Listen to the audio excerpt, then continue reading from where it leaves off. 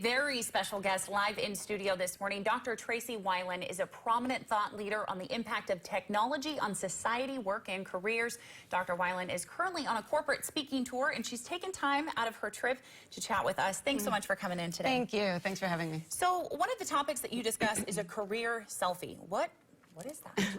Well, you know, I saw a statistic that we actually take 93 million selfies per day, just on our Androids alone. Goodness. We comparatively only spend about an hour and a half a year on our own personal career development. Wow. Given the fact that we're probably living to 100, we'll probably all be working 50, 60, maybe 70 years. I said something's really out of focus. Yes. Let's take a picture and paint a picture of what our lives should be looking like. Take a career selfie. Absolutely. Now, give us a little bit, why a career selfie? I mean, give us a little bit more. Well, actually, a third of Americans say actually can't even afford retirement. And a lot of it can start early in our careers, in our 20s and 30s. We can start making the plans. I encourage people to set goals, create timelines. Think about your personal brand. Think about your goals.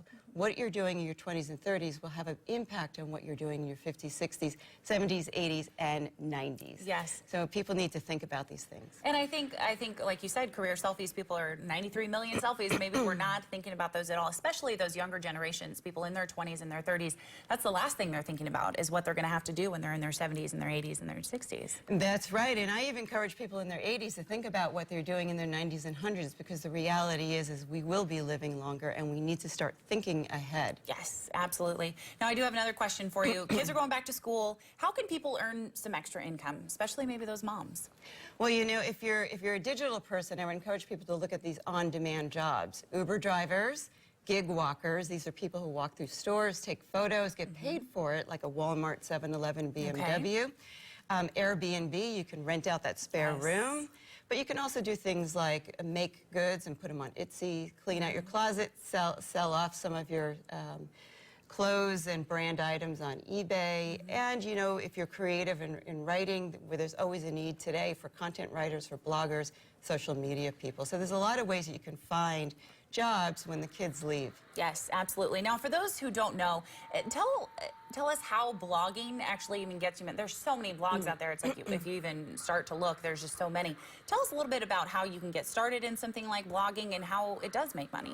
Oh, sure. So you can start your own blog. There's so many sites, they're free. Or if you're a very good writer, I would encourage people to go to some of the online biggies like the Huffington Post or BuzzFeed, or different newspapers that are looking for people to write for them. And you can actually get paid either in points, you can get paid in money, and also you can extend it through your social media channels. So right now, content is king. So people who can develop, whether it's video content, writing content, are in high demand.